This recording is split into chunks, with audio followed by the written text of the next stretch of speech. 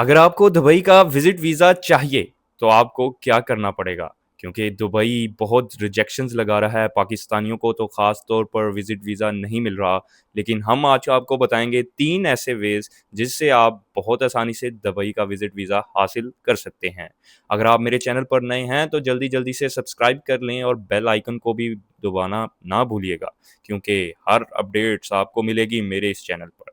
तो अब बात करते हैं कि दुबई के विज़िट वीज़ाज़ की टाइप कौन-कौन सी है। सबसे पहले आता है टूरिस्ट वीज़ा और उसके बाद आता है ट्रांज़िट वीज़ा, एक आता है शॉर्ट टर्म स्टे वीज़ा, एक आता है लॉन्ग टर्म स्टे वीज़ा।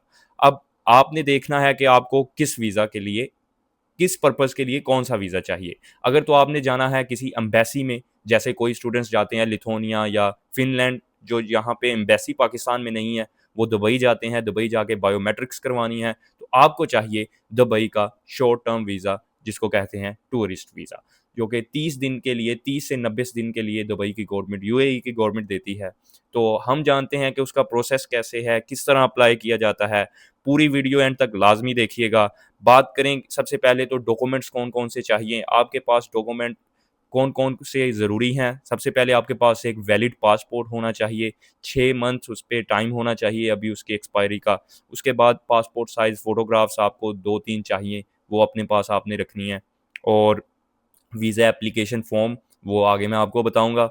उसके बाद एक फ़्लाइट बुकिंग आपने करवानी है, वो आप किसी भी वेबसाइट से करवा सकते हैं। मैं आपको रिकमेंड करूँगा स्कैनर, चीप स्कैनर, वहाँ से आप चीप फ्लाइट्स बुक करवा सकते हैं। उसके बाद बात करूँ होटल बुकिंग, आपको प्रूफ ऑफ अकोमोडेशन शो करवाना पड़ेगा कि आपने होटल बुक किया हुआ है, वो भी आप वेबसाइट्स bookings.com से करवा सकते हैं। फिर उसके बाद फाइनेंशियल प्रूफ, ये दुबई ने एक पाकिस्तानियों के लिए ये बहुत ज़रूरी कर दिया है कि अब आपको प्रूफ देना होगा कि आपके पास पैसे मौजूद हैं। क्योंकि पाकिस्तानी क्या करते थे, वहाँ पे जाके बेगिंग स्टार्ट कर देते थे, वहाँ पे जाके हमने बहुत सारे फ्रॉड किए, अपने मुल्क को नुकसान पहुँचाया, अपने मुल्क की पॉजिटिव इमेज को नेगेटिव इमेज में कन्वर्ट किया और अब हमें इस इमेज को दोबारा बिल्ड करना होगा। लेकिन उसके लिए यूएई की गवर्नमेंट ने कंडीशन लगा दी है कि पाकिस्तानियों के लिए, पाकिस्तानी, बांग्लादेशी और इंडियंस, इनके पास पैसे होने चाहिए, तो फिर इनको एंट्री देंगे हम अपने मुल्क में।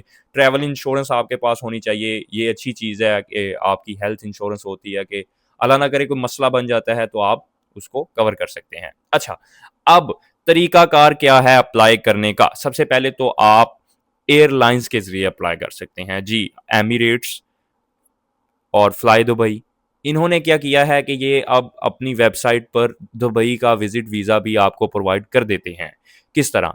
आप इनकी टिकट बुक करते हैं, जाने की भी और रिटर्न टिकट भी। जब रिटर्न टिकट और जाने की टिकट बुक करते हैं, तो आपको इनकी वेबसाइट पे आपको वीज़ा ऑफ़र करने की भी पॉलिसी है, जिसमें आपने अप्लाई करना होता है, डॉक्यूमेंट सबमिट ऑनलाइन ही करवाने होते हैं और ऑनलाइन ही फ़ी पे कर देनी होती है और फिर वो एयरलाइन एमिरेट्स या फ्लाई दुबई आपको वीज़ा दे देती हैं।